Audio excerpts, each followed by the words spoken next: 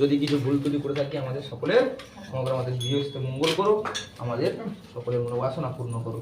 দুটো কাঠ রেখে দাও, দুটো কাঠ রেখে দাও, দুটো কাঠ ছোটো ছোটো নয়, এবার ওখানে যে হ্যাং দিয়ে যদি কোনো জায়গাতে লেগে লেগে থাকে সেখানে লাগিয়ে দাও। আচ্ছা, দুটো কাঠ, দু পিস কাঠ দাও ওনার হাতে। আগে তুমি অগ্নিটা বিসর্জন করো, তারপরে ওনারা কাঠ দেবে।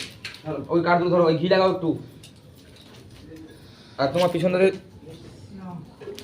আছে অগ্নেত্বং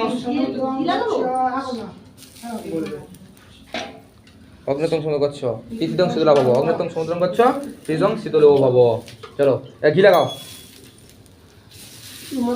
এই তুমি ওটাতে না, এই কাঁচের বাড়িটা না। হ্যাঁ হ্যাঁ ঠিক আছে ঠিক আছে, হ্যাঁ একটু লাগাও না। হ্যাঁ ঠিক আছে।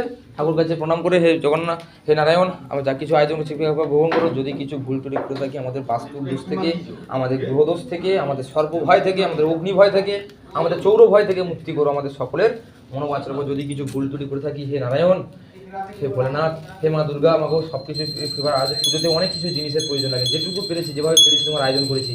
হ্যাঁ, যা কিছু আয়োজন করেছি কৃপাপূর্বক গ্রহণ করুন।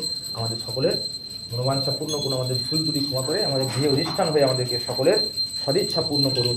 মনে করে জানিয়ে প্রণাম করে আগুনে কাঠটা দিয়ে দাও। ভাই কই শেষটা এমনি হ্যাঁ দিয়ে দাও দুয়াতে।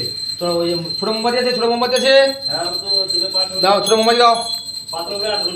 ছোট আছে ওই যে মোমবাতি থাকো, ওই যে মোমবাতি থাকো, ঠাকুর মশাইকে দাও, দিলে মোমবাতি কাছে জ্বালিয়ে দেবে। এ নাও চলে আসো, টানা এখানে চলে আসো, এখানে দুটো মোমবাতি জ্বালিয়ে উপরে চলে যাও, 2-5টা মোমবাতি জ্বালিয়ে দাও, জ্বালিয়ে দিয়ে উপরে চলে যাও। তুমি বুঝতে পারছো না কথাটা? বাইরে বেরিয়ে আসো, বুঝতে পারবে। আমি বলেছি যে 2-5টা মোমবাতি এখানে প্রদীপ জ্বালাও। এখানে